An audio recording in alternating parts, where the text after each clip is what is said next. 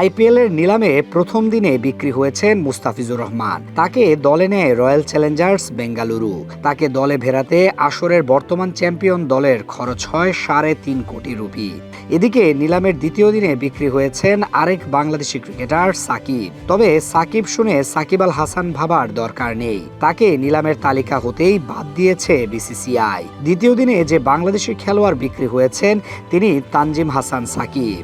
জাতীয় দলের এই ফাস্ট বোলার বিক্রি হয়েছেন নিজেদের প্রথম আসরে সবাইকে চমক দেখিয়ে শিরোপা জিতিয়ে দেয়া গুজরাট টাইটান্স। তাকে দলে নিতে খরচ হয়েছে কত বলতে পারেন? ভাবছেন নিলাম তো হওয়ার কথা আগামী 16 ডিসেম্বর। তানজিম সাকিবের নামও উঠেছে সেই নিলামে, যেখানে তার ভিত্তিমূল্য ধরা হয়েছে 75 লাখ রুপি। এটা তো আর বিপিএল নয় যে নিলামের বাইরে হুটহাট করে দল বদল হবে কিংবা যে কাউকে ইচ্ছে মতো দলে ভেড়ানো যাবে। তাহলে প্রশ্ন জাগতেই পারে 16 তারিখের নিলামের আগেই কিভাবে তানজিম সাকিবকে 75 লাখ রুপিতে দলে নিল গুজরাট টাইটান্স। আসলে এটি কোনো বাস্তব নিলাম ছিল না, এটি ছিল একটি মক নিলাম। আয়োজন করেছিলেন ভারতের সাবেক ক্রিকেটার রবিচন্দ্রন আশ্বিন।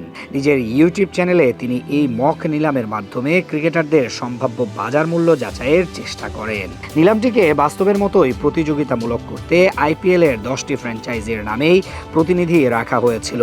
মক নিলামের প্রথম দিনে বাংলাদেশের মুস্তাফিজুর রহমান 3.5 কোটি রুপিতে বিক্রি হন রয়্যাল চ্যালেঞ্জার্স বেঙ্গালুরুতে। আর দ্বিতীয় দিনে নিলামে ওঠেন তানজিম সাকিব। সেখানে তাকে ভিত্তিমূল্য 75 লাখ রুপিতেই দলে নেয় গুজরাট টাইটান্স।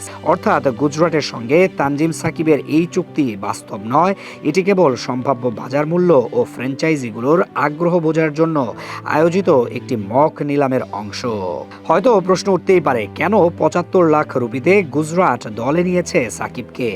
মূলত 16 তারিখ যে নিলাম হবে সেটা হচ্ছে একেবারেই ছোট পরিসরে, কারো হাতেই নেই খুব বেশি অঙ্কের অর্থ। গুজরাট টাইটান্সের হাতে আছে প্রায় 13 কোটি রুপি। এর মাঝে 5 জন খেলোয়াড় নিতে পারবে তারা। ফ্র্যাঞ্চাইজিটি নিশ্চয়ই চাইবে দলে অন্তত 2-1 জন ভালো দামি খেলোয়াড় নিতে। তখন তাদের হাতে 5 জনের কোটা পূর্ণ করার মতো পর্যাপ্ত অর্থ থাকবে না।